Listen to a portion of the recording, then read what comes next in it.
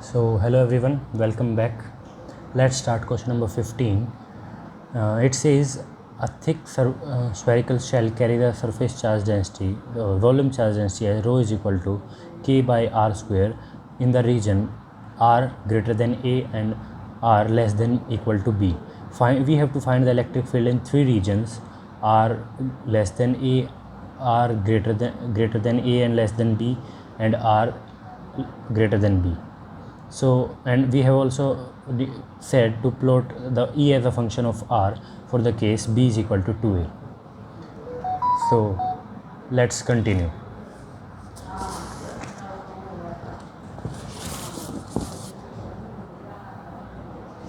So, first of all, let us draw a spherical shell, and which has inner radius is A and outer radius is B.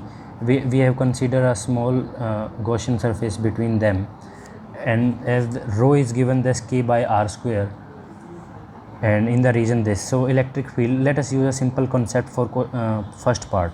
As the charge density is between A and B, then in the first region there is no charge density. So if there is no charge density, from Gauss law, E dot dA is equal to q enclosed by epsilon naught. If there is no charge, then electric field will be 0.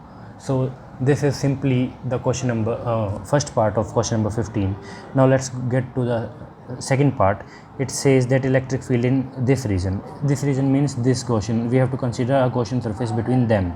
Okay, then apply Gauss law and put dA as 4 pi r square, and rho we have already used these terms, rho d tau, which is equal to rho is k by r square and d tau is r square dr sine theta, d theta and d phi.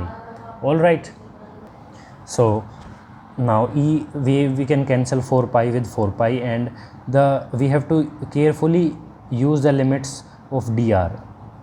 So limits are as such that the Gaussian surface is between A and B. So the limit starts from where the charge density starts. So charge density starts from A, and we have to consider it up to R, because we are talking about the region R greater than A and R less than B.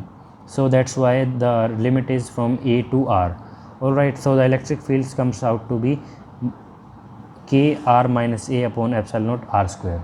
I hope you can see it. Now you can see. Okay. So electric field comes out to be k r minus a upon r square. Now mark it as number A. It will be used later after. Okay. Let me switch the page. So now let's consider the third part where r is greater than b. So the Gaussian surface will be outside the spherical shell. All right. Then using Gauss law, apply. We know that d tau is 4 pi r square inside, r square cancelled, and limit. Now limit is from A to B. Why A to B?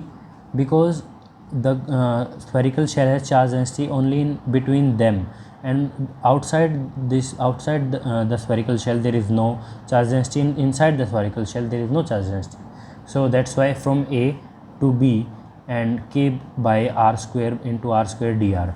So 4 pi epsilon naught k r, or integrating we get b minus a upon r square.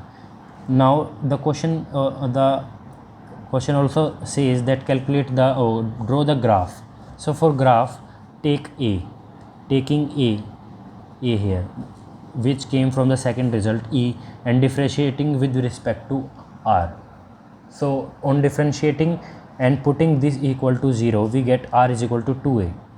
Put r is equal to 2a and first double differentiate and put r is equal to 2a instead of r cube. So we will get d square e by dr square as negative, which means we have a maxima here. So in first region the electric field was 0 up to a because the charge density starts from A. So electric field is 0 up to A. Then it has a maxima up to where it has a maxima up to B until B arrives, and then it decreases further. Why it decreases? Because charge density approaches to 0. That's why electric field approaches to 0 as the distance increases, and this is equal to B.